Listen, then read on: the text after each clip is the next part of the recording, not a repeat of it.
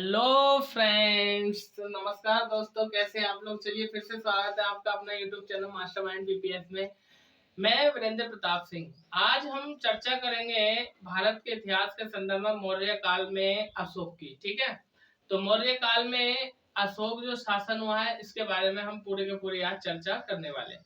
तो देखिए, जैसे कि मैं आपको बता दूं कि पिछले वीडियो में आपने देखा होगा कि किस तरह से बिंदुसार ने शासन किया था और बिंदुसार के शासनकाल में क्या क्या महत्वपूर्ण चीजें हुई थी। ठीक है तो 298 ईसा पूर्व से 273 ईसा पूर्व के समथिंग जो है बिंदुसार का शासनकाल चलता है। और बिंदुसार की यदि हम बात करें तो इसके पुत्रों में एक पुत्र था जिसका नाम है अशोक। तो अशोक जो है बिंदुसार का पुत्र है।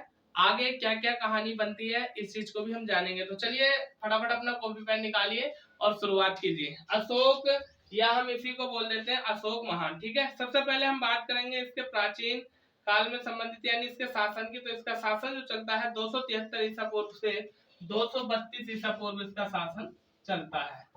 टाइम 273 ईसा पूर्व से 232 ईसा पूर्व इसका जो है वो टाइम पीरियड होता है। प्रश्न आता है अशोक के संदर्भ में कि अशोक भारत का एक महान सम्राट है। पहले हम बात करते हैं इसके पिता की। इसके पिता का नाम होता है बिंदुसार। ठीक है, देखिए बिंदुसार और बिंबिसार में बहुत बड़ा अंतर मिलता है। ठीक है, यदि हम बात करें बिंबिसार की तो बिंबिसार को वास्तविक संस्थापक माना जाता है किसका, मगध साम्राज्य का। और यदि हम बात करें बिंदुसार की तो बिंदुसार अशोक का पिता है और बिंबिसार और शासक है। बात करते हैं यहाँ से कि अशोक की माता का क्या नाम था। तो वैसे तो इतिहास में अलग अलग नाम मिल जाते हैं, लेकिन फिर भी मैं बता देता हूँ कि इनकी माता का नाम जो होता है वो सुभद्रांगी होता है। सुभद्रांगी। और यहीं पर सुभद्रांगी के जगह दूसरा नाम मिलता है धम्मा या वन देवी।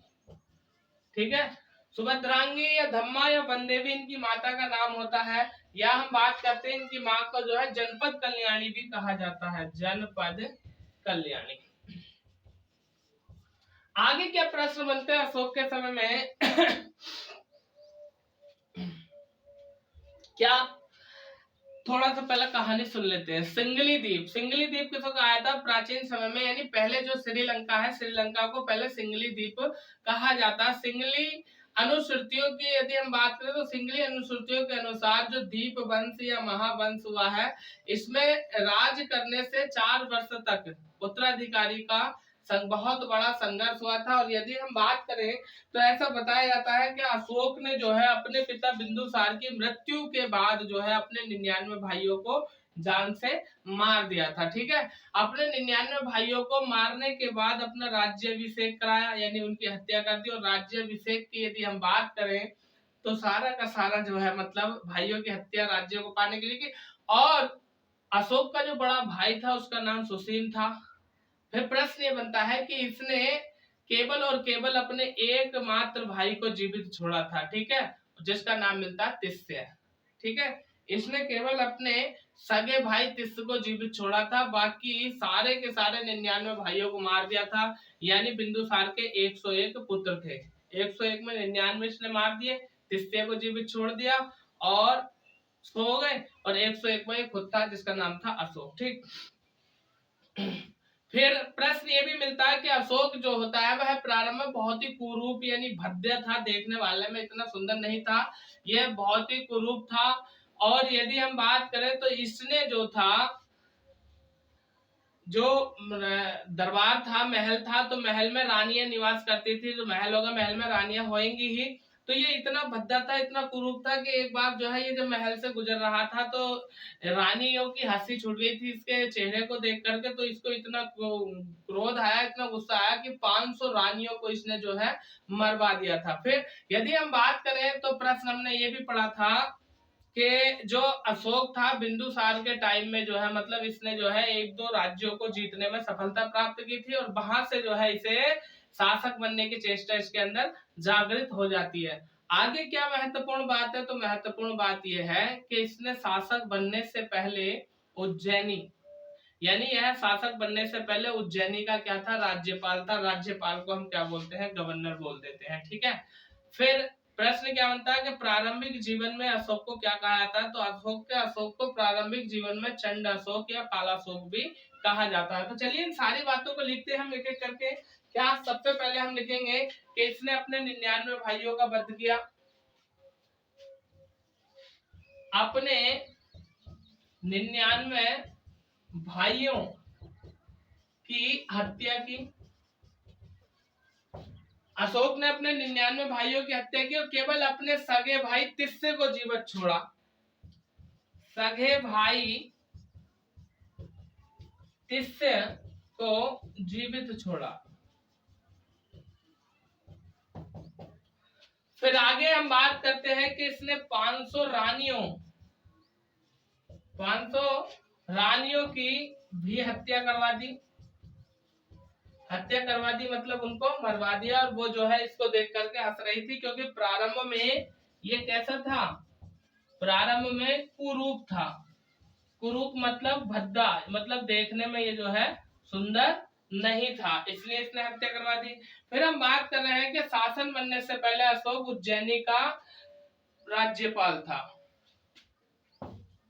शासक बनने से पहले उज्जैनी का,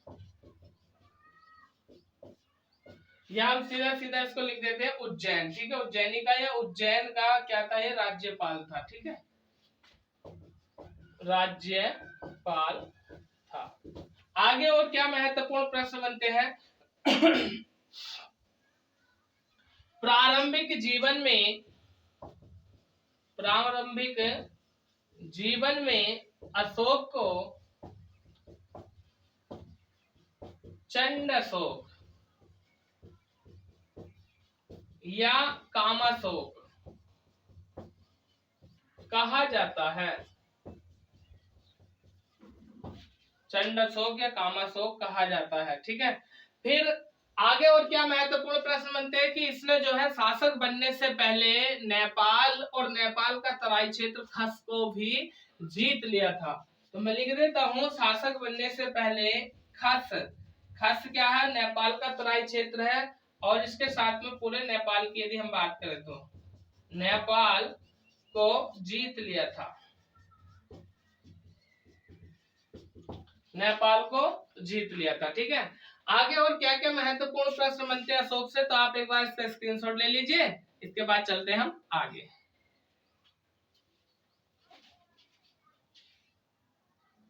आगे जो प्रश्न बनते हैं कलिंग युद्ध को लेकर भी बन जाते हैं। कलिंग युद्ध, सबसे पहला प्रश्न तो ये बनता है कि कलिंग युद्ध कब लड़ा गया और किसके द्वारा लड़ा गया। तो कलिंग युद्ध जो लड़ा गया था 261 ईसा पूर्व में लड़ा गया था, यानी कलिंग की विजय करी थी, और ये विजय किसने करी थी, अशोक ने। तो मैं लिख देता हूं कि अपने राज्य अभिषेक के 8वें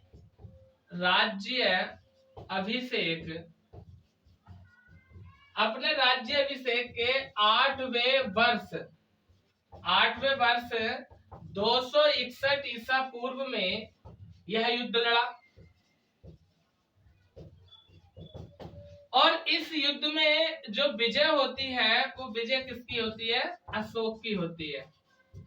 फिर प्रश्न ये बनता है कि जो कलिंग होता है, कलिंग जो है मौर्य शासन काल में जो है ये स्वतंत्र राज्य होता है। इसके लिए अशोक ने जब लड़ाई करी तो अशोक ने बहुत ही ज्यादा यहाँ पर रक्तपात किया। और यदि हम बात करें अशोक के युद्धों की, अशोक की लड़ाई की, तो कलिंग का युद्ध अशोक का अंतिम युद्ध या अंतिम लड़ाई मानी जाती है। क्यों? क्योंकि इस युद्ध के बाद, इस युद्ध के रक्तपात को देखकर अशोक का हृदय परिवर्तित हो जाता है, और अशोक का हृदय परिवर्तित जब हो जाता है तो अशोक इस युद्ध के बाद फिर कोई युद्ध नहीं लड़ता है, वो सीधा सीधा बौद्ध धर्म को अपना लेता है। अब हम बात करते हैं कि जो कलिंग का युद्ध था, जो कलिंग राज्य था, इसका युद्ध लड़ता किससे है, कौन यहाँ का शासक होता है। तो उस समय कलिंग की राजधानी होती है तोसली, ठीक है, कलिंग की राजधानी होती है तोसली। और हाथी गुम्फा अभिलेख के अनुसार जो बताया जाता है के कलिंग का शासन होता है इस समय नंदराज। मैं लिख रहा हूं हाथी गुम्फा अभिलेख के अनुसार शासक जो होता है यहाँ का वो कौन होता है? नंदराज। हाथी गुम्फा अभिलेख के अनुसार यहाँ का शासक जो था वो नंदराज था। और यदि हम बात करें तो यह है कलिंग का युद्ध अशोक का अंतिम युद्ध था, अंतिम युद्ध था। इसके बाद और क्या क्या महत्वपूर्ण प्रश्न यहाँ से बनते हैं उनको भी हम जान लेते हैं। क्या प्रश्न बनते हैं कि कलिंग युद्ध से जब अशोक का हृदय परिवर्तित हो जाता है, और हृदय परिवर्तित का मतलब क्या है कि वहां पर इतनी मार काट होती है, सैनिकों की, आम जनता की इतनी मार काट, उनके रक्तपात को देख करके अशोक का हृदय द्रवित हो जाता है। और अशोक के अंदर से एक आवाज आती है कि ये मैंने क्यों किया और किस लिए किया और इससे जो है मेरे को क्या मिलने वाला है। क्यों? क्योंकि मनुष्य का जीवन एक बार मिलता है, बार बार नहीं मिलता है। ठीक है, फिर आगे हम बात करें कि कलिंग युद्ध के बाद अशोक ने जो है ना रण घोष के स्थान पर धम्म घोष को अपनाया, यानी धम्म की नीति को अपनाया। और बाद में अशोक ने जो है अपना जीवन एक सादा जीवन जीने के रूप में व्यतीत कर दिया, या हम वगैरह सादा जीवन जीने की सोच ली। सादा जीवन क्या? बौद्ध धर्म को अपना लिया और अपना जीवन जन कल्याण के लिए लगा दिया। और उसने अपने शासन काल में बहुत सारी चिकित्साओं का विवरण दिया, यानी चिकित्साओं को शुरू करवाया। जैसे पशु चिकित्सा की हम बात करें, सड़कों पर पेड़ लगवाए, जगह जगह जो है कुएं खुदवाए और सड़कों का निर्माण कराया। और यदि हम बात करें तो अशोक के दूसरे व सातवें स्तंभ लेख में अशोक के स्तंभों का यानी धम्म का उल्लेख मिलता है। हम बात करते हैं कि धम्म क्या है, तो धम्म को समझने के लिए यदि हम बात करें तो जैसे कि है उपनिवेश में बहुमाती दया दाने माधवे साधवे सच्ची सोचे तेने धम्मती। ठीक है, तो पहले मैं लिख देता हूं इन बातों को, क्या कि कलिंग युद्ध के बाद अशोक ने रण घोष के स्थान पर धम्म घोष को अपनाया, यानी युद्ध के बाद रण घोष के स्थान पर धम्म घोष को अपनाया। फिर अपनाने के बाद जो है इसने अपना जीवन जो जिया, जीवन कैसा जिया? सादा जिया। और बौद्ध धर्म में अपना जीवन लगवाया। और बौद्ध धर्म में लगाने के बाद तो इसने क्या? पशु चिकित्सा, पशु चिकित्सा। और पशु चिकित्सा के बाद यानी इसने जो है कुओं का निर्माण कराया, पेड़ लगवाए सड़कों के किनारे यानी वृक्ष, और सड़कों का निर्माण कराया। फिर आगे हम बात करते हैं क्या अशोक के दूसरे व सातवें अभिलेख में स्तंभ लेख में हमें मिलता है क्या? धम्म। सातवें व दूसरे या दूसरे व सातवें, दूसरे व सातवें स्तंभ लेख में धम्म का उल्लेख मिलता है। स्तंभ लेख में धम्म का उल्लेख मिलता है।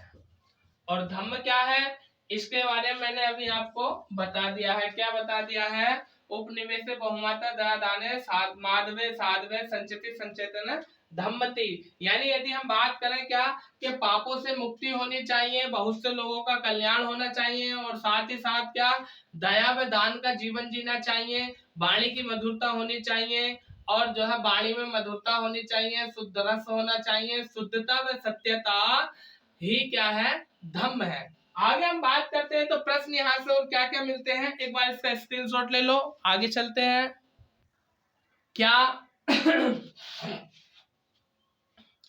एक पुस्तक है कल्लड़ की राज तरंगिणी, कल्लड़ की राज तरंगिणी, राज तरंगिणी।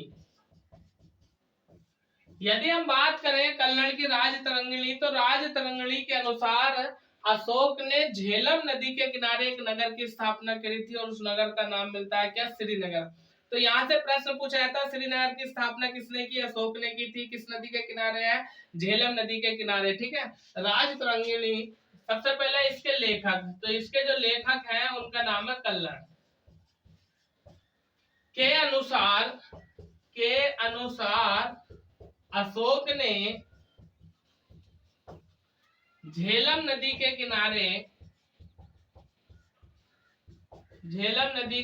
किनारे एक नगर, और नगर की यदि हम बात करें तो कौन सा नगर? श्रीनगर की स्थापना की। श्रीनगर की स्थापना की। आगे क्या प्रश्न बनते हैं? यदि हम बात करें राजतरंगिणी की, तो राजतरंगिणी जो है भारत का प्रथम ऐतिहासिक ग्रंथ है, और ऐसा ग्रंथ है जिसमें कि इतिहास को क्रमबद्ध रूप से वर्णित किया गया है। मैं लिख देता हूं इस बात को भी, क्या कि भारत का प्रथम ऐतिहासिक ग्रंथ, भारत का प्रथम ऐतिहासिक ग्रंथ है जिसमें इतिहास को क्रमबद्ध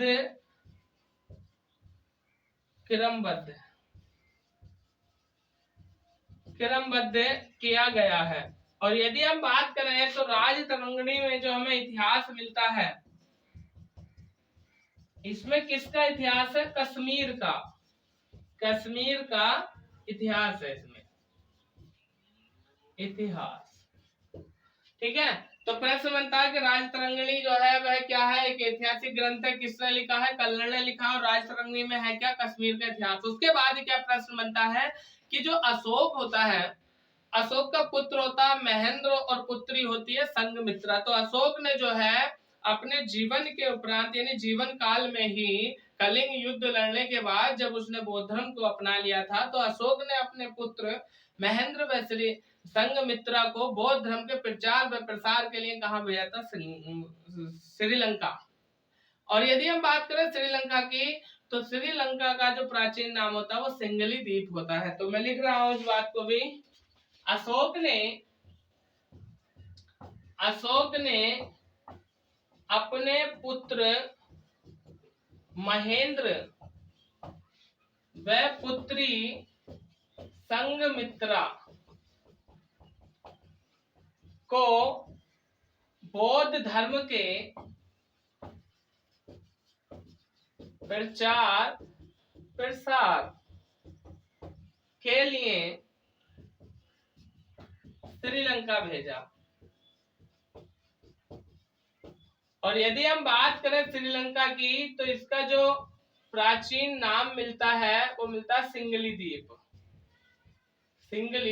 द्वीप। और यदि हम बात करें तो यहाँ का जो शासक होता है उस समय वो होता है तिस्य। देखिए ये दूसरा तिस्य है। एक तो तिस्य जो मिलता है वो अशोक का भाई मिलता है, लेकिन यहाँ पर ये दूसरे तिस्य की बात की गई है। और यदि हम बात करें तो तिस्य की उपाधि होती है देवनाम प्रिय। ठीक है, इसकी उपाधि देवनाम प्रिय भी कहा जाता है, देवनाम प्रिय। आगे और क्या क्या महत्वपूर्ण प्रश्न बनते हैं कि ऐसा बताया जाता है कि अशोक के टाइम काल में यानी अशोक ने जो है ना अपने शासन में बौद्ध वृक्ष लगवाया था। और बौद्ध वृक्ष की यदि हम बात करें तो इसकी जो पत्नी थी और इसकी पत्नी का नाम मिलता है तिसा रेखा। तिसा रेखा ने जो है ना बौद्ध वृक्ष को कटवा दिया था। इसकी जो पुत्री थी यानी श्रीलंका से जो है बौद्ध वृक्ष की टहनी लाई और उसको जो है वहां पर स्थापित किया गया। और प्रश्न क्या बन जाता है यहाँ से, तो आप इसका स्क्रीनशॉट ले लीजिए एक बार, फिर चलते हैं हम आगे। बौद्ध वृक्ष को लेकर के जो महत्वपूर्ण प्रश्न बनते हैं, जैसे कि हम बात करें कि जो बौद्ध वृक्ष होता है तो अशोक की पत्नी होती है जिसका नाम होता है तिसा रेखा। तिसा रेखा ने जो है बौद्ध वृक्ष को कटवा दिया था। फिर उसके बाद जो है दूसरी शताब्दी की यदि हम बात करें तो शुंग वंश का शासक हुआ है पुष्यमित्र शुंग, इसने इसको कटवा दिया था। फिर इसके बाद छठी शताब्दी में यदि हम बात करें तो शशांक ने इसे कटवा दिया था। और शशांक की यदि हम बात करें तो यह गौड़ वंश का शासक था। ठीक है, गौड़ वंश का शासक था शशांक। फिर 19वीं शताब्दी की यदि हम बात करें तो तूफान द्वारा इस वृक्ष की समाप्ति हो जाती है यानी उखड़ जाता है। कहने का तात्पर्य यह है कि ऐसा बताया जाता है कि जो बोध वृक्ष था इसको जब भी कोई कटवा देता था तो उसके बाद ये फिर से जो है उग आता था। और आगे हम बात करें तो यदि प्रश्न क्या बनता है कि 19वीं शताब्दी के बाद ही जब इसकी मतलब जो है तूफान के द्वारा ये वृक्ष उड़ जाता, समाप्त हो जाता है। 19वीं शताब्दी में अलेक्जेंडर कनिंघम, और अलेक्जेंडर कनिंघम की यदि हम बात करें तो इनको कहा जाता है भारतीय पुरातत्व विभाग का जनक। इन्होंने जो है बोध वृक्ष की टहनियों को मंगवाया श्रीलंका से। बोध वृक्ष की टहनी को मंगाने के बाद यहाँ पर एक टहनी लगाई, कहां पर, बोध गया बिहार में ही, और जो है फिर से जो है बोध वृक्ष का निर्माण हो गया। ठीक है, तो मैं इन बातों को लिख रहा हूं क्या, Alexander Cunningham, Alexander Cunningham, Alexander Cunningham की यदि हम बात करें तो ये भारतीय पुरातत्व विभाग का जनक कहा जाता है इन्हें। भारतीय पुरातत्व विभाग का जनक, पुरातत्व विभाग का जनक कहा जाता है।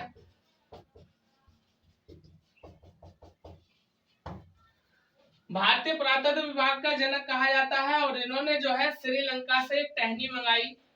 टहनी कहां से मंगाई? श्रीलंका से, और उसको फिर लगवा दिया। और लगवाया कहां पर लगवाया? बोध गया। बोध गया, और बोध गया कहां पर पड़ता है? बिहार में। बोध गया बिहार में जो है इन्होंने टहनी को लगवा दिया, बिहार। फिर जो है बोधि वृक्ष का निर्माण हुआ। प्रश्न बनता है कि कलिंग युद्ध के बाद जब अशोक का हृदय परिवर्तन हो गया, और हृदय परिवर्तित होने के कारण अशोक जो है पूरे बौद्ध धर्म में लीन हो गए, तो प्रश्न ये बनता है कि अशोक ने सर्वप्रथम बौद्ध धर्म की दीक्षा या शिक्षा किससे प्राप्त की? तो अशोक ने बौद्ध धर्म की शिक्षा सर्वप्रथम निग्रोध से प्राप्त की थी, और उसके बाद जो उपगुप्त नामक ब्राह्मण का उल्लेख यहाँ पर मिलता है। तो बौद्ध धर्म की शिक्षा अशोक ने, बौद्ध धर्म की शिक्षा, बौद्ध धर्म की शिक्षा पहले या प्रथम, सर्वप्रथम जो ली थी वो किससे ली थी? निग्रंथ से ली थी। ठीक है, निग्रोध नाम मिलता है इनका, निग्रोध। फिर इसके बाद जो शिक्षा ली थी उसका नाम मिलता है उपगुप्त, ठीक है, या उपगुप्त। उपगुप्त बौद्ध भिक्षु, उपगुप्त बौद्ध भिक्षु से इन्होंने शिक्षा प्राप्त की थी। फिर प्रश्न ये बनता है कि इन्होंने सबसे पहले निग्रोध से शिक्षा ली, उसके बाद उपगुप्त से शिक्षा ली। प्रश्न ये बनता है कि पूर्ण रूप से सबसे ज्यादा शिक्षा या पूर्ण रूप से बौद्ध धर्म में जो लीन हुए गौतम बुद्ध, वो किसके द्वारा हुए? तो पूर्णतः जो बौद्ध बन गए थे गौतम बुद्ध, पूर्णतः जो बौद्ध बने थे अशोक, वह बने थे किसके द्वारा? यदि हम बात करें मोगलीपुत्र तिस्स के प्रभाव में आकर के ये जो है पूर्ण रूप से बौद्ध या बौद्ध धर्म में परिवर्तित हो गए थे। तो मैं लिख रहा हूं पूर्ण रूप से मोगलीपुत्र तिस्स के प्रभाव से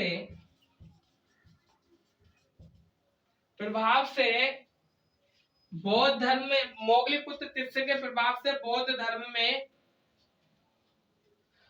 लीन हुए, प्रभाव से लीन हुए, या हम कह सकते हैं कि सबसे ज्यादा है बौद्ध धर्म का जो प्रभाव इनके जीवन पर पड़ा वो किसके द्वारा पड़ा? मोगलीपुत्र तिस्स के द्वारा इनके जीवन पर प्रभाव पड़ा। आगे प्रश्न ये बनता है कि पुराणों में अशोक को क्या कहा गया? तो पुराणों में अशोक को अशोक वर्धन कहा गया। पुराणों में अशोक को क्या कहा गया? अशोक वर्धन। पुराणों में अशोक को अशोक वर्धन कहा गया। इसके बाद हम बात करते हैं कि अशोक का अशोक नाम किस अभिलेख में मिलता है? तो मास की व गुजर्रा अभिलेख में जो है अशोक का नाम अशोक मिलता है। अशोक नाम मास की व गुजर्रा अभिलेख में अशोक का नाम अशोक मिलता है। फिर प्रश्न आगे क्या बनता है कि अशोक ने स्वयं को क्या कहा है? अशोक ने स्वयं के लिए प्रियदर्शी या अशोक प्रियदर्शी शब्द दिया है, या हम कह सकते हैं अशोक ने स्वयं को जो कहा है प्रियदर्शी कहा है, या प्रियदर्शी शब्द का उल्लेख जो मिलता है वह हमें किसके लिए मिलता है? अशोक के लिए मिलता है। आगे प्रश्न क्या बनता है कि अभिलेखों में अशोक की मात्र एक पत्नी का जिक्र मिलता है जिसका नाम है कारुबाकी, और कारुबाकी का पुत्र तीबा। ठीक है, अभिलेखों में एकमात्र पत्नी और उस पत्नी का नाम क्या है?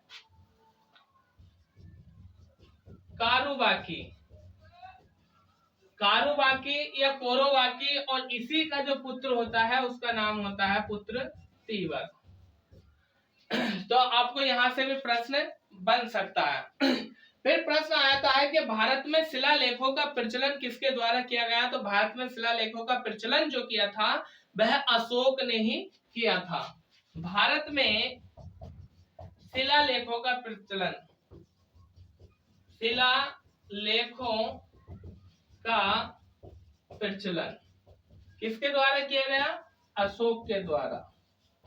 आगे और महत्वपूर्ण प्रश्न क्या बनता है कि अशोक के जो शिलालेख थे या अशोक की जो राजकीय भाषा थी वह कौन सी थी? तो राजकीय भाषा जो थी उसका नाम मिलता है पाली। और यदि हम बात करें यहाँ पर लिपि की, तो लिपि मिलती है ब्राह्मणी। ब्राह्मणी लिपि का जिक्र मिलता है और पाली भाषा का जिक्र मिलता है। और यदि हम बात करें धम्म की, तो धम्म को जो है सभी धर्मों का सार कहा जाता था। धम्म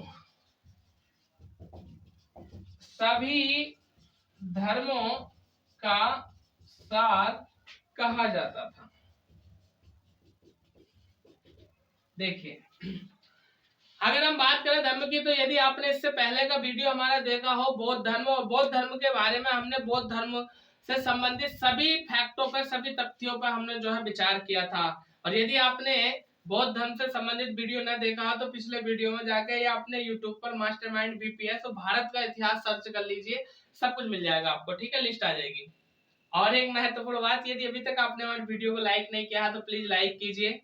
ठीक है, और यदि नए हैं हमारे चैनल पर तो इसको सब्सक्राइब भी कीजिए। चलिए आगे चलते हैं। क्या कि बौद्ध धर्म के अनुसार, या हम कहते हैं अशोक के अनुसार, धम्म को जो है सभी धर्मों का सार कहा गया है। फिर प्रश्न क्या मिलता है कि अशोक के जो शिलालेख प्राप्त होते हैं वो कई लिपियों में प्राप्त होते हैं। जैसे हम कह सकते हैं आरमाइक लिपि, ग्रीक लिपि, ब्राह्मणी लिपि या खरोष्टी लिपि, इन कई लिपियों से जो है अशोक के शिलालेख प्राप्त हुए। हम सबकी बात करेंगे धीरे धीरे, पहले इन चीजों को समझ ले हम।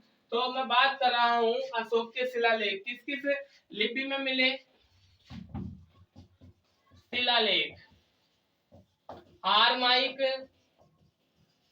आरमाइक लिपि, ग्रीक लिपि,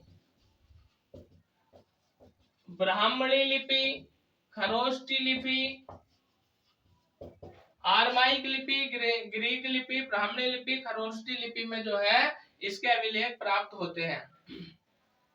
और महत्वपूर्ण बात क्या कि अशोक के शासनकाल में तीसरी बौद्ध संगति हुई थी। ठीक है, अशोक के शासनकाल में तीसरी बौद्ध संगति हुई थी। क्या बौद्ध संगति? तो मैं फिर यही कहूंगा बौद्ध धर्म को पढ़ो और उसमें सारी मैंने चारों की चारों बौद्ध संगति करा रखी है। तीसरी बौद्ध संगति जो हुई थी वो अशोक के शासनकाल में हुई थी। और यदि हम बात करें तो इसका टाइम निश्चित नहीं मिलता, लेकिन फिर भी 250 से 255 ईसा पूर्व में तीसरी बौद्ध संगति हुई थी, और यह हुई थी अशोक के शासनकाल में। आगे हम बात करते हैं कि अशोक के शासनकाल में तीसरी बौद्ध संगति तो हो गई, आगे क्या क्या महत्वपूर्ण प्रश्न बनते हैं। अभिलेखों की हम बात कर लेते हैं कि अभिलेख होता क्या है या किस प्रकार के होते थे। ठीक है, तो चलिए चलते हैं अभिलेख की ओर। अभिलेख होता क्या था इसको समझ लीजिए। देखिए उस समय आज जैसे इंक है, मार्कर है, कॉपी है, पेन है, सब कुछ है, ये सारी व्यवस्था उस समय नहीं थी। तो ज्यादातर जो लेख लिखे जाते थे वह कारीगरों द्वारा, या हम ये कह सकते हैं कि अलग अलग भाषाओं, अलग अलग लिपियों में पत्थर पर काट करके छेनी हथौड़े के माध्यम से लेख लिखे जाते थे। अभिलेख की यदि हम बात करें तो सबसे पहले क्या कि कठोर सतह पर लिखा लेख या कठोर सतह पर उत्कीर्ण लेख क्या कहलाता था? अभिलेख कहलाता था। कठोर सतह पर लिखा लेख, कठोर सतह पर लिखा लेख क्या कहलाता था? अभिलेख कहलाता था। फिर हम बात करते हैं अशोक के अभिलेखों की। तो अशोक के अभिलेखों की जो खोज हुई थी वो 1750 में इसके अभिलेखों की खोज हुई थी। फिर प्रश्न बनता है कि इसके अभिलेखों की खोज किसने की थी? तो पादरेथी पैंथेलर ने इसकी खोज की थी। पादरेथी पैंथेलर, ठीक है, थोड़ा नाम में चेंजिंग भी मिल जाती है लेकिन नाम है ही ये, ठीक है, या पैंथेलर या फैंथेलर भी मिल जाता है, ठीक है। तो जो पादरेथी पैंथेलर थे, सबसे पहले इन्होंने अशोक के अभिलेखों को खोजा था और खोजा था 1750 में। फिर प्रश्न ये भी बन जाता है कि सबसे पहले खोजा किस अभिलेख को था? तो दिल्ली मेरठ वाला जो अभिलेख है इसको सबसे पहले खोजा था। पहले दिल्ली मेरठ वाले अभिलेख को खोजा था, ठीक है। दिल्ली मेरठ वाले अभिलेख को जो खोजा गया था वो 1750 में खोजा गया था। और ये अभिलेख कैसा अभिलेख था? स्तंभ लेख था। आगे और क्या महत्वपूर्ण प्रश्न बन जाते हैं कि जो अशोक के अभिलेख हैं इनको पढ़ा किसने? तो सबसे पहले इनको जो पढ़ा गया था, पढ़ने का प्रयास जो किया गया था, तो जेम्स प्रिंसेप द्वारा 1837 में इसको पढ़ा गया था। तो मैं लिख रहा हूं कि इन्हें किसके द्वारा पढ़ा गया? अशोक के अभिलेखों को पढ़ा गया। और पढ़ने की डेट की यदि हम बात करें तो प्रॉपर 1837 जो है यहाँ पर डेट आ जाती है। और जेम्स प्रिंसिप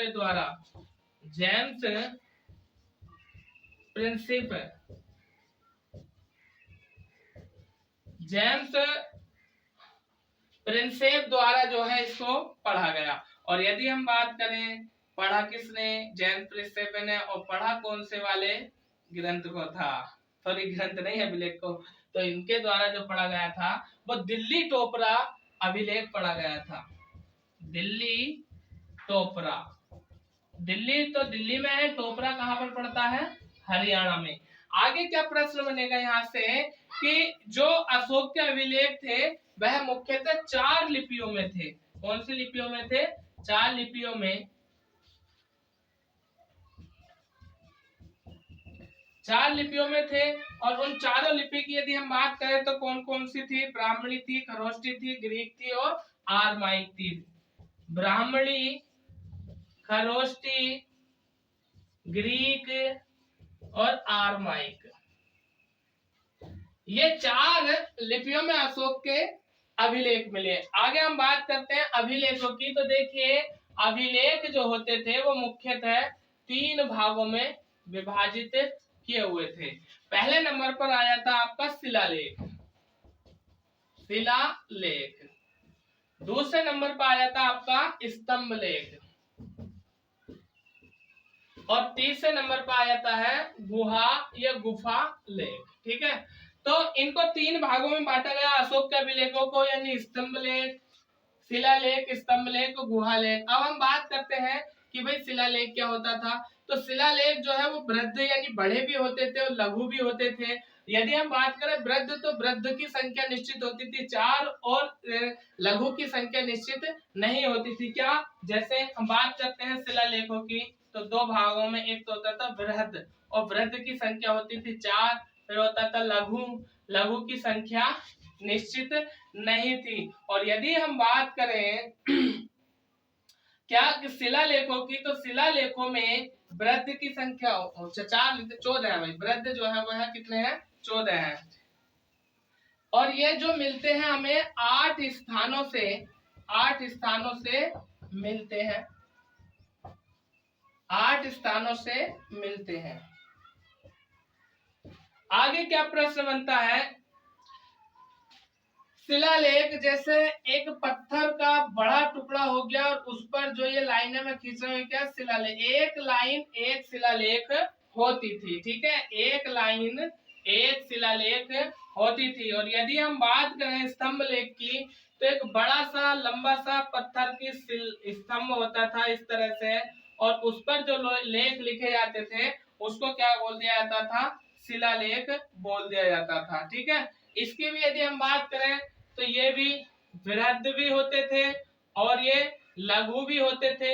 वृद्धों की संख्या 7 मिलती है, लघु की संख्या निश्चित नहीं है। और यदि हम बात करें तो ये एकाश्म पत्थर होता था, एकाश्म पत्थर यानी एक पत्थर का टुकड़ा जिसको काट करके और अगले हिस्से को सपाट करके उस पे लेख लिखा जाता था, ठीक है। और यदि हम बात करें तो यहाँ पर वृद्ध लेखों की संख्या जो मिलती है वो 7 मिलती है स्तंभ लेखों की, लेकिन लघु की संख्या निश्चित नहीं है, लेकिन फिर भी कहीं कहीं पर जो है इसकी संख्या 5 मिलती है, या हम ये कह सकते हैं कि जो लघु है वो 5 स्थानों से मिलते हैं। और यदि हम बात करें तो जो है ये जो पत्थर होता था ये कौन सा होता है, चुनार यानी उत्तर प्रदेश के चुनार के पत्थर पर जो लेख लिखे जाते थे उनको कहा जाता था स्तंभ लेख। और यदि हम बात करें गुहा लेख की, तो इस तरह से जैसे आपने देखा होगा गुफा होती है तो बीच में तो खाली स्थान होता है, आने में जाने का मार्ग होता है, तो ये वाला जो स्थान होता था ये यहाँ पर जो लेख लिखे जाते थे उनको कहा जाता था गुहा लेख, ठीक है। अशोक ने यदि हम बात करें तो आजीवक धर्म के लिए जो है गुहा लेखों का निर्माण कराया था। आगे और क्या क्या महत्वपूर्ण प्रश्न बनते हैं इससे आगे चलते हैं हम, ठीक है। और यहाँ पर जो होता था कुछ इस तरह से भाग होता था और यहाँ पर उल्टा अष्टकमल बना होता था और यहाँ पर जो है किसी न किसी पशु का अंकन यानी चित्र होता था। फिर प्रश्न क्या बनता है कि अशोक ने जो है 3 गुफाओं का निर्माण कराया था, 3 गुफाओं का निर्माण कराया था। और यदि हम बात करें तो इन गुफाओं का नाम हमें मिलता है, तो जो बिहार है, बिहार में बरावर की पहाड़ियां या बरार की पहाड़ियां, बिहार में बरार की पहाड़ियों में इन गुफाओं का निर्माण कराया था। और कराया था किनके लिए, बौद्ध भिक्षुकों के या उपासकों के लिए, जिनके नाम मिलते हैं कर्ण चौपार, विश्व झोपड़ी या सुदामा झोपड़ी। एक मिलती है आपकी कर्ण चौपार, एक मिलती है आपकी विश्व झोपड़ी, और एक का नाम मिलता है सुदामा झोपड़ी। सुदामा जो कृष्ण के दोस्त होते हैं ना उनके नाम पर सुदामा झोपड़ी, ठीक है। फिर उसके बाद हम बात करते हैं कि जो अशोक का पुत्र हुआ दशरथ, दशरथ ने जो है 4 गुफाओं का निर्माण कराया था। और उनके नामों की यदि हम बात करें तो गोपी बाई पदची, ठीक है, दशरथ ने 4 गुफाओं का निर्माण कराया था। और वो 4 कौन कौन से इनके नाम में लिख देता हूं, गोपी बाई पदची। और यदि हम बात करें तो ये कहां पर है, ये आपके नागार्जुन की पहाड़ियों में है, नागार्जुन की पहाड़ियों में बाई। और चौथी जो गुफा का निर्माण कराया था उसको मिलता है लोमेश ऋषि गुफा, और ये बरार की पहाड़ियों में ही है, लोमेश, ठीक है, ये बरार की पहाड़ियों में। और ये भी बरार या बरावर की पहाड़ी जो कहां पर पड़ती है, बिहार में है। आगे क्या प्रश्न बनेगा, अब हम बात करेंगे अशोक के वृद्ध शिलालेखों की जो 8 स्थानों से हमें प्राप्त हुए हैं, तो उन पर हम चर्चा कर लेते हैं। तो देखिए शिलालेखों से क्या क्या प्रश्न यहाँ पर बन जाते हैं। तो सबसे पहले मैं आपको बताना चाहूंगा कि जो वृद्ध शिलालेख है उनकी संख्या है 8, और वृद्ध शिलालेखों की संख्या 8 ये कहाँ से प्राप्त हुए हैं, यहाँ से प्रश्न बन जाता है, ठीक है। पहले तो ये पूछ लेगा कि वृद्ध शिलालेख निम्न में से कौन सा है, उसका नाम और ये कहाँ से प्राप्त हुए हैं, ठीक है। तो वृद्ध शिलालेखों की संख्या कितनी है, 8, और इनकी ट्रिक मैंने यहाँ पर लिखी है, जैसे सा, मैं, को, सा, ए, ज, ओ, धा। तो इसकी ट्रिक मैं लिख देता हूँ, क्या ट्रिक है, शाम को जो सोए वो क्या है, गधा है।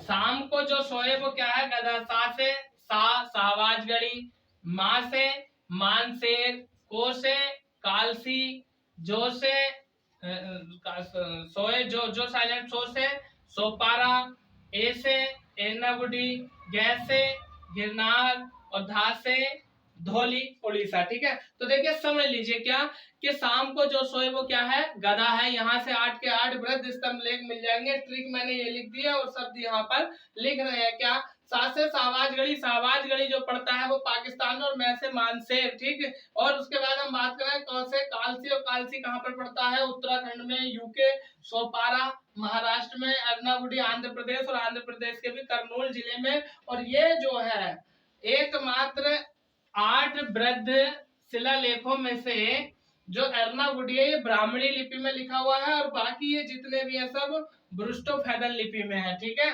यानी ये वाला भी, ये वाला भी, और ये वाला भी, और ये भी। ठीक है, ये ब्रुष्टोफेदन लिपि में लिखे हुए हैं, एर्नाकुडी ब्राह्मणी लिपि में लिखा हुआ है। उसके बाद हम बात करें क्या कि जो स्तंभ लेख है, अशोक के स्तंभ लेख संख्या तो है इनकी 7, लेकिन ये 6 स्थानों से प्राप्त होते हैं।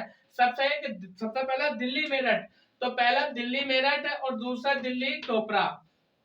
दिल्ली मेरठ दिल्ली टोपरा यानी फिरोज शाह तुगलक द्वारा जो है इनको लगवाया गया। कैसे कि जो पहले वाला है वह वर्तमान स्थिति को दर्शाता है, और जो बाद वाला है पहले क्या कि पहले कहाँ था, पहले मेरठ में था और अब कहाँ पर है, दिल्ली में। पहले टोपरा हरियाणा में था और अब कहाँ पर है, दिल्ली में। तो यानी दिल्ली मेरठ और दिल्ली टोपरा जो अभिलेख है किसके द्वारा लगवाया गया, दिल्ली में फिरोज शाह तुगलक द्वारा। और दूसरा लोरिया राज, लोरिया नंदगढ़, ये कहाँ पर है, और रामपुरवा, ये तीनों पड़ते हैं बिहार में, और बिहार में भी कहाँ पर, बिहार के चंपारण जिले में। और छठा प्रयाग व कौशाम्बी, और यदि हम बात करें तो इलाहाबाद, उत्तर प्रदेश के इलाहाबाद जिले में, और ये कहाँ है, अकबर के किले में यह स्थापित है। इसके बाद हम बात करते हैं कि जो लघु स्तंभ है, लघु स्तंभों की यदि हम बात करें तो वह कौन कौन से लघु स्तंभ लेख कहाँ कहाँ से प्राप्त हुए हैं। तो पहला सांची है जिसे हम बोलते हैं, सांची का स्तूप ये कहाँ पर है, मध्य प्रदेश में। तीसरा सारनाथ, और सारनाथ की यदि हम बात करें तो सारनाथ कहाँ पर पड़ता है, उत्तर प्रदेश में। और अगर हम इसकी बात करें सांची के स्तूप के, सारनाथ की, उत्तर प्रदेश में, आधुनिक भारत का जो प्रतीक चिन्ह है, आधुनिक भारत का जो प्रतीक चिन्ह है वो यहीं से लिया गया है। कहां से लिया गया है, सारनाथ से। और सारनाथ क्या है, लघु स्तंभ लेख है, किसका, अशोक का। इसके फलक पर जो है 4 सिंह तथा अन्य जानवरों के, इसके फलक पर कितने, 4 सिंह, चारों तरफ को मुंह बनाए हुए हैं। यदि आप देखें अशोक की लाट जिसे हम बोलते हैं, उसको बोल रहा हूँ भारत का आधुनिक प्रतीक चिन्ह अशोक की लाट। तो इसके फलक पर जो है 4 सिंह, और अन्य जानवरों की यदि हम बात करें तो हाथी, घोड़ा, बैल और सिंह भी जानवर मिलते हैं। और इसी पर लिखा हुआ है भारत का वाक्य, कौन सा, सत्यमेव जयते, यानी सत्य की ही हमेशा क्या होती है, जीत होती है। और यदि हम बात करें तो इसके चक्र में कुल कितनी तीलियां हैं, 32 तीलियां हैं, जिसमें से 24 तीलियां ली गई हैं। और ये 24 तीलियां प्रतीक है किसका, हमेशा यानी निरंतर लगातार 24 घंटे यानी चलते रहने के प्रतीक की हम बात करते हैं। आगे कौशाम्बी, कौशाम्बी लघु स्तंभ लेख है किसका, अशोक का। कौशाम्बी से मिला, कौशाम्बी पड़ता है उत्तर प्रदेश में। रुमिनदेही कहाँ पर पड़ता है, नेपाल में। और निगला सागर ये कहाँ पर पड़ता है, नेपाल में। तो एक बार आप इनका स्क्रीनशॉट ले लो, इसके बाद चलते हैं हम आगे।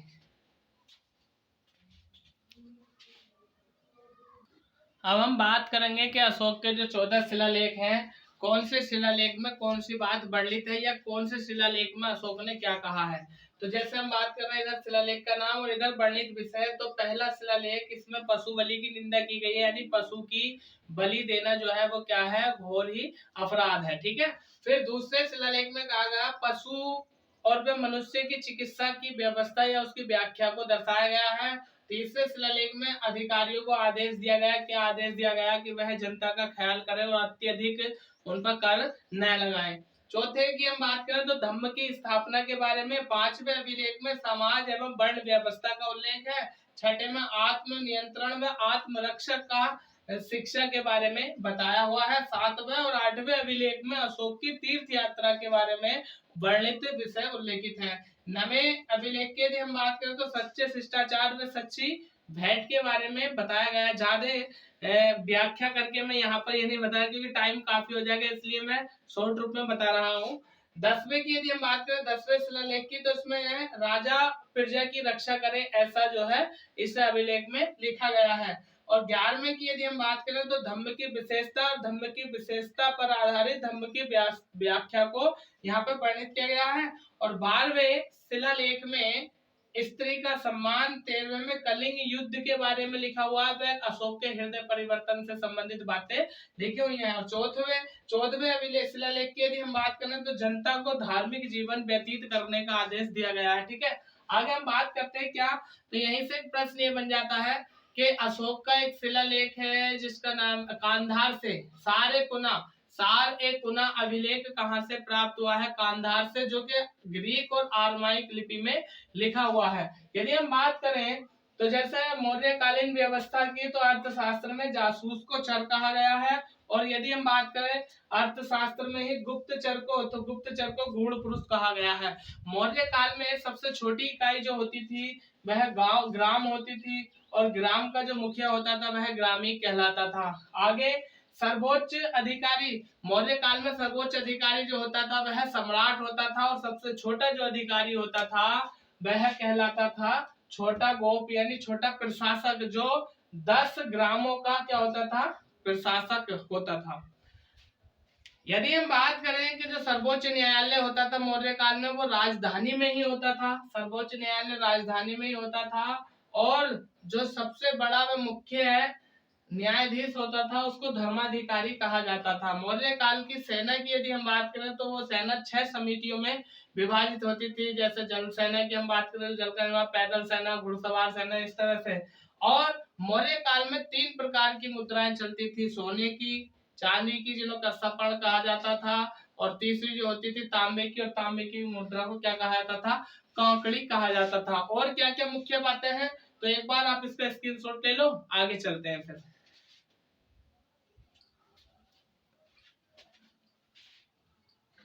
आगे और क्या क्या प्रश्न बनते हैं कि अशोक के काल में स्त्रियों को सभी अधिकार प्राप्त थे, यानी पूर्ण रूप से आजादी उनको प्राप्त थी। फिर प्रश्न बनता है कि स्वतंत्र रूप से या अपनी मर्जी से वेश्यावृत्ति को अपनाने वाली महिला को क्या कहा जाता था, रूप जीवा। वेश्यावृत्ति अपनाने वाली महिला को रूप जीवा कहा जाता था। ठीक है, अशोक के शासनकाल में। और यदि हम बात करें यहाँ से, तो प्रश्न ये भी बनता है कि जंगली कबीलों के सैनिकों को क्या कहा जाता था, तो जंगली सैनिकों के कबीले को अरावीविल कहा जाता था, अरावीवल या अरावीविल कहा जाता था। आगे और क्या महत्वपूर्ण प्रश्न बनते थे कि जो पूर्ण राजदूत होता था, जो बाहर से आवागमन करता था या बाहर से राजतंत्र को चलवाता था, उसको निष्ठाचार्य दूत कहा जाता था, निष्ठाचार दूत कहा जाता था। और एक प्रकार के और दूत का उल्लेख मिलता है, जो विशेष दूत होता था, उसे शासनहार दूत कहा जाता था, विशेष दूत शासनहार दूत कहा जाता था। आगे क्या महत्वपूर्ण प्रश्न मिलते हैं कि अशोक के शिलालेखों में एकमात्र उसके पुत्र तीबर व पत्नी कारुबाकी का उल्लेख मिलता है। वर्ण व्यवस्था, अशोक के शासनकाल में वर्ण एवं आश्रम व्यवस्था प्रमुख आधार थे शासन के, और सेना की इकाई 6 भागों में होती थी, हमने जान लिया। यदि हम बात करें दास प्रथा की, तो अशोक के शासनकाल में भी दास प्रथा प्रचलित थी, यानी दासों की खरीद व बिक्री की जाती थी। दास प्रथा प्रचलित थी। और क्या प्रश्न यहाँ से बनते हैं अशोक के बाद अशोक के जो उत्तराधिकारी हुए वह इतने महान नहीं थे, और अशोक के बाद मौर्य काल का जो था वो धीरे धीरे पतन होता चला गया। लगभग 137 वर्षों तक अशोक के उत्तराधिकारियों ने यहाँ पर शासन किया। यदि हम बात करें अशोक के उत्तराधिकारियों में, तो अशोक का पुत्र दशरथ, उसने 8 वर्ष शासन किया था। कुणाल का जिक्र मिलता है, उसने 8 वर्ष शासन किया था। तो मैं लिख देता हूं उनका क्या, अशोक के उत्तराधिकारी महान नहीं थे, उत्तराधिकारी महान नहीं थे। पुत्र दशरथ 8 वर्ष शासन किया। और यदि हम बात करें कुणाल की, कुणाल इस तरह से मिलता है, ठीक है ना। एक सेकंड, कुणाल का 8 वर्ष, ठीक है। और जो अन्य शासक हुए हैं, संप्रीति, शाली शुल्क, देववर्मन, सत्यधनुष, ठीक है, ये अन्य उत्तराधिकारी हुए किसके, अशोक के। उसके बाद यदि हम बात करें तो जैसे आपने जाना था कि मगध पर जो सबसे पहले राजवंश स्थापित हुआ था वह था बृहद्रथ वंश, और जिसका संस्थापक था बृहद्रथ। और यदि हम बात करें मगध पर मौर्य वंश की, तो मौर्य वंश का जो अंतिम शासक होता है उसका नाम मिलता है बृहद्रथ। और बृहद्रथ की यदि हम बात करें तो 185 ईसा पूर्व में जो है इसकी हत्या कर दी जाती है पुष्यमित्र शुंग द्वारा। हत्या 185 ईसा पूर्व में पुष्यमित्र शुंग द्वारा इसकी हत्या कर दी जाती है। और जब पुष्यमित्र शुंग बृहद्रथ की हत्या कर देता है तो यहाँ पर एक नए राजवंश शुंग वंश की स्थापना कर देता है। शुंग वंश की स्थापना कर देता है। तो दोस्तों ये तो हमारा था मौर्य वंश को लेकर के, या हम कहते हैं अशोक को लेकर के। कल हम बात करेंगे ब्राह्मण साम्राज्य या मौर्योत्तर काल की। तो आज के लिए इतना ही। यदि ये वीडियो पसंद आया हो तो इसे लाइक कीजिए, चैनल को सब्सक्राइब कीजिए और वीडियो को अपने दोस्तों में शेयर कीजिए। कल फिर मुलाकात होगी, तब तक के लिए थैंक यू, धन्यवाद।